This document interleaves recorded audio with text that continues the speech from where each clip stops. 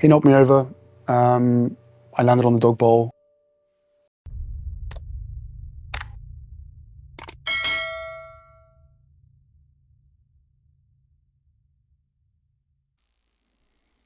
This One's Wife.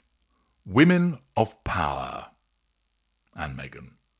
Hello, I'm H.G. Tudor. Next week, between October the 13th and the 15th, it's Fortune's Most Powerful Women Summit taking place in Washington, D.C. Every year, Fortune publishes a list of the most powerful women and then holds a summit. Who's going to be attending this summit? Who are the speakers that we're going to hear from? Well, let's find out. One of the speakers is a name that will be known to you, and Selena Gomez, who's achieved success as a singer, an actress, a producer, and entrepreneur. She rose to fame as a child star on The Wizards of Waverly Place. Her music career flourished with her band Selena Gomez and the Scene, and she had chart-topping singles such as Come and Get It, Bad Liar, and Lose You to Love Me, with her album Rare debuting at number 1 on the Billboard 200. She's co-founded Rare Beauty, perhaps a nod to her earlier album success, which is a mental health-focused cosmetics brand, and it has gained widespread acclaim and commercial success. Gomez founded the company, Rare Beauty, in February 2019, though she formally announced it on social media in February 2020 and then launched its first products in September 2020. So it's been going for 5 years, and the company is now valued at $2.7 billion. So pretty successful. The next speaker is Dame Emma Walmsley. She shattered glass ceilings as the first woman to lead a major pharmaceutical company when she became GSK, GlaxoSmithKline, CEO in April 2017. She then planned her departure for the end of 2025. She had a 17-year career at L'Oréal, where she spearheaded consumer products in China, managing iconic brands like L'Oréal Paris and Garnier, and she revitalized GSK's consumer healthcare arm upon joining in 2010. As its president and later CEO, she drove explosive growth in emerging markets. She spun off the consumer health division into Haleon in 2022, unlocking value and fortifying the balance sheet against activist pressures from Elliott management, which she deftly converted into an ally. Milestones abound in relation to her. The blockbuster RSV vaccine, Arrivi, hit billion-dollar status in its debut year. Shingrix shingles vaccine and Dovato HIV therapy fueled revenue surges. Under her watch, GSK's 2023 turnover climbed 5% to £30.3 billion, with pre-tax profits up 14% to £6.1 billion. She was honoured as a Dame Commander of the British Empire in 2020 for pharmaceutical contributions. Accordingly, an educated, clever woman who has demonstrated her calibre in the business world. The next speaker is Tan Shu Shan. She has had a 35-year career in global banking.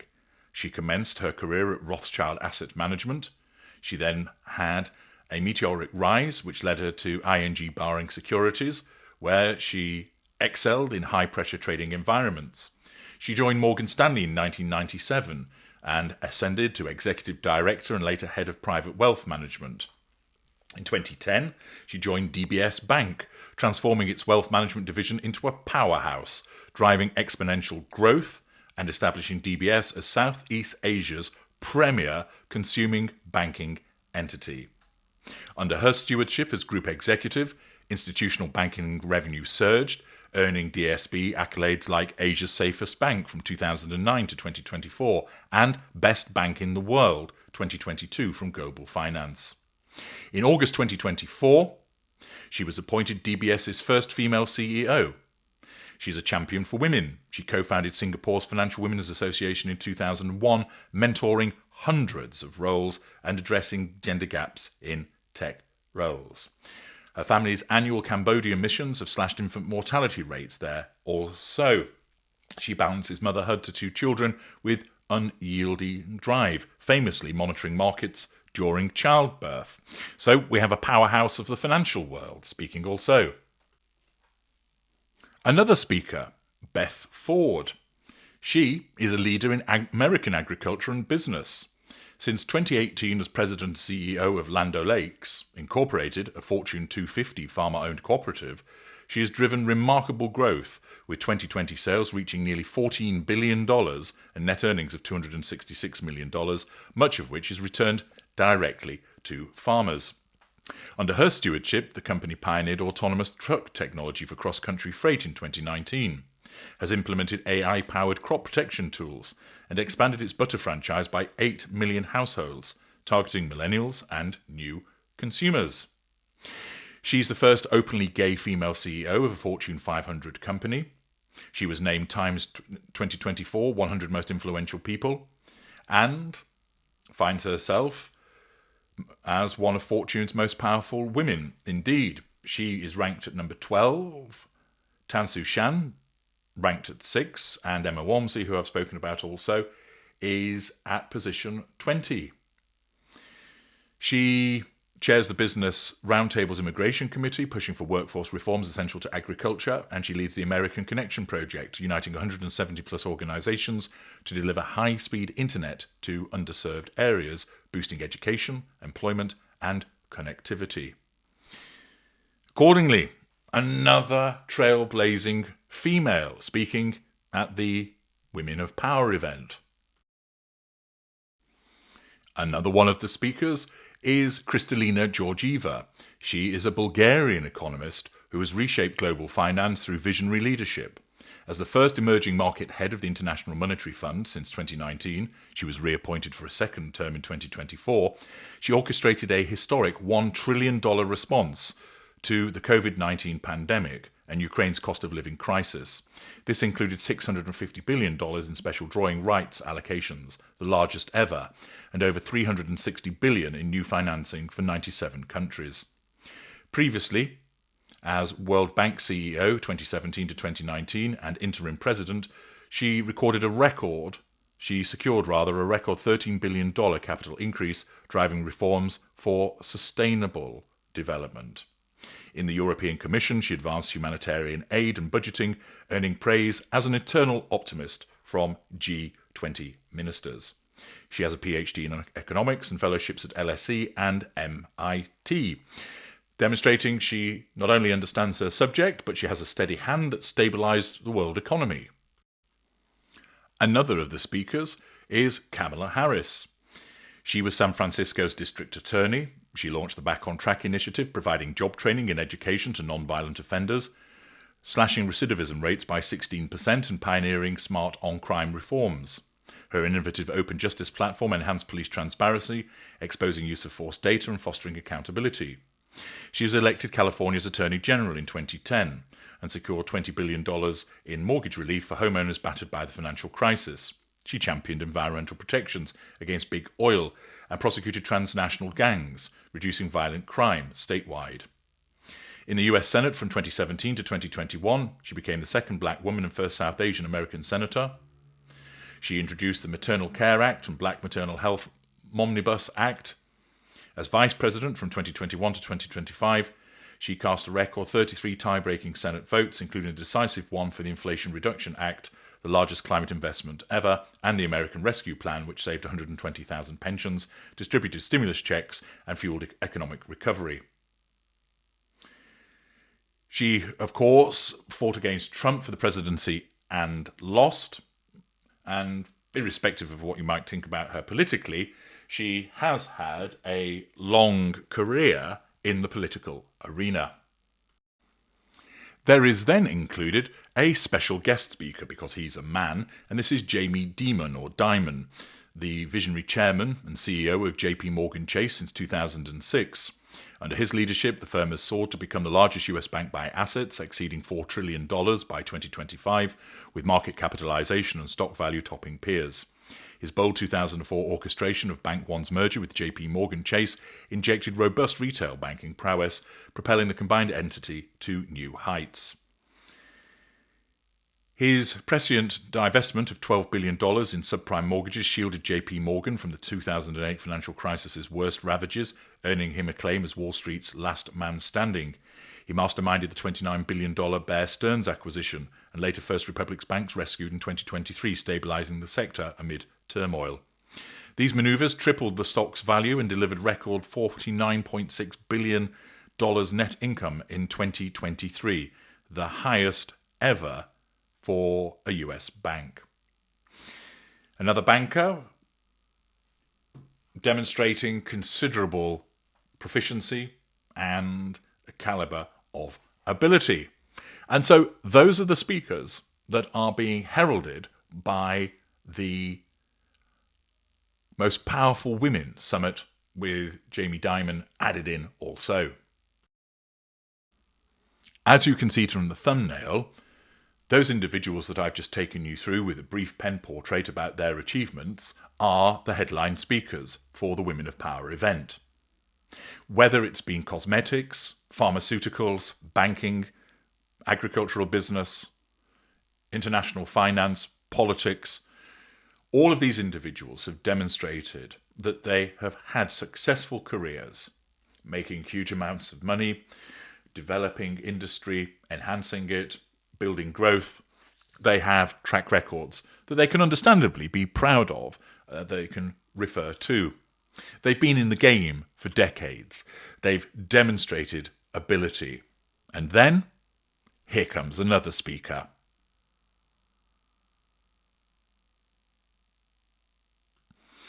Yes. Described as Meghan, Duchess of Sussex, once again utilising the title from a family that she wants nothing to do with. And what's her claim to fame? Well, rather entertainingly, her title is in larger letters than what she claims that she's doing these days, as she's described as founder as ever. The blurb for her is Next Level Influence, a conversation with Meghan, Duchess of Sussex. This is going to take place on October the 14th between 12 p.m. and 12:20 p.m. Eastern Standard Time. Earlier this year, the Duchess of Sussex launched As Ever, a brand inspired by her love of cooking and entertaining. She has also been involved in a number of Netflix shows, including her recent lifestyle series with Love Meghan, and launched podcasts. She joins us to discuss the opportunities and challenges of life as a high-profile, highly scrutinised founder, as well as how she plans to leverage her significant influence to build a successful, long-lasting, oh dear me, business empire. And then she's also described as co-founder of the Archwell Foundation. So here is this loser who's inveigled her way into the Most Powerful Women Summit as a speaker. Now, she's going to talk about the challenges of life as high profile. Well, you can't deny she is high profile. That's fair enough. And you can't deny that she's highly scrutinised. That's the case. Albeit, she's scrutinised without actually ever answering anything, because she never undertakes any meaningful interviews to ask her about what she's actually doing. They're all soft soap ones. Hilariously, she's going to tell everybody how she plans to leverage her significant influence to build a successful, long-lasting business empire, which will just be a load of word salad, because she never says anything that can actually be credible or sustainable, because, to put it bluntly, she hasn't got a fucking clue. Now, compare all of those other speakers that I mentioned. Substantial track records, substantial success. None of them are a woman who's only known, or none of them are women who are simply known because of the person that they have married. I'm going to keep Jamie Dimon to one side because he's the special speaker and he's male. Let's just focus on the women. None of them are known for the person that they've married. None of them are known for repeated failures. None of them are known for a Potemkin business that hasn't any sales detail whatsoever, that spends its time pumping out shitty posts on Instagram from micro-influencers that invariably only have a few hundred followers. And yet, this woman demonstrating once again her narcissistic delusion, believes that she is fit to be involved at the women of power. If you were Gomez, Walmsley, Sushan, Ford, Georgieva, even Harris, you'd be thinking, why the fuck is she here? And they probably would do that, although I suspect certain of them would be thinking, sorry, who is this woman again? It is laughable. And if you had any self-awareness whatsoever, you would not be subjecting yourself to such an appearance, because you would recognise that you were completely out of your depth appearing with such esteemed company of all of the individuals that I've just taken you through. You would think to yourself, shit, these are some big hitters. I'm not really meant to be here. But of course, that thought never enters the tiny mind of this one's wife, because she does believe that she's there. Because part of her narcissistic personality disorder is she truly believes that she should be associated with successful people because she's like them, even though there's no actual evidence to support that. That is part of her narcissism writ large, a belief that she should be afforded special treatment by virtue of the fact that she's unique and brilliant, even when there's no evidence to support that that's the case. Classic deluded behaviour of the narcissist. And here she comes, having somehow wormed her way in, and it's quite clear that you're not going to invite this one's wife to this kind of summit, and she doesn't even rank in the list of people that are the most powerful. She's not ranked in them at all, unlike, for instance, Walmsley, Sushan and Ford. She isn't ranked. She's got nothing useful to say. She's been given a 20-minute slot. And probably that'll be sat with somebody else, so they'll be asking her some questions to help her in relation to this conversation. Or possibly it's a group of people, and so she'll try and elbow her way in to try and say as much as she can whilst talking over other people and interrupting them. The fact is, the only way that she's been involved in this is because she's paid to be there. Clearly, you're not going to invite her. Yes, you'll get some publicity, but do you really want the publicity alone associated with her? No, you wouldn't.